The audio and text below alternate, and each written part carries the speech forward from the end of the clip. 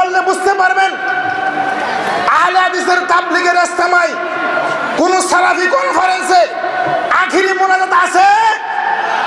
কোন আখিরি মোনাজাত নাই, অসম্ভব হতে পারে না। কিন্তু অপরদিকে দেখেন টঙ্গীর তাবলীগ ইজতেমার মাঠে আখিরি মোনাজাত কি আছে? আজকে ঐতিহ্যবাহী দালিখোলা মিলন সমাজ মাঠের তাবলীগ ইজতেমা থেকে এই ঘোষণা দিতে চাই, টঙ্গীর তাবলীগ ইজতেমার আখিরি মোনাজাত বিদআত বিদআত বিদআত। সম্মানিত তাবলীগী ভাইয়েরা, আজকে টঙ্গীর তাবলীগ ইজতেমার আখিরি মোনাজাত বিদআত। পৃথিবীতে এমন কোন মায়ের বেটা নেই পবিত্র কুরআন এবং সহিহ হাদিস দিয়ে ওই তাবলীগের আখিরি মোনাজাতকে বৈধতা দিবে পারবে? কখনো পারবে না। চ্যালেঞ্জ থাকলো, জাতির কাছে চ্যালেঞ্জ রইল, কিয়ামত পর্যন্ত সময় দিলাম, ওই টঙ্গীর তাবলীগের আখিরি মোনাজাত বিদআত বিদআত বিদআত। ঠিক কিনা?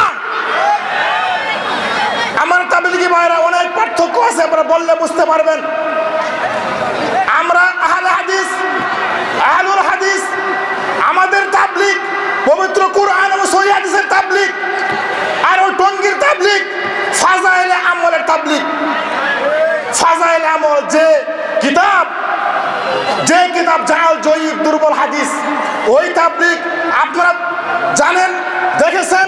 গত কয়েক বছর আগে ওই টঙ্গীর ইজতেমার মাঠে জনৈক আলেম ফতোয়া দিয়েছেন, তিনি বক্তব্য দিয়েছেন, টঙ্গীর মাঠে এক রাকাত পড়লে 49 কোটি গুণ নেকি। নাউজুবিল্লাহ বলেন। এই সমস্ত জাল জয়ীব দুর্বল হাদিস মানুষের সামনে পেশ করে জাতিকে ধোঁকা দিচ্ছে। সুতরাং আপনারা ঐক্যবদ্ধ হবেন, আপনারা ঐক্যবদ্ধ হয়ে আহলুল হাদিসের ছায়াতলে আসবেন।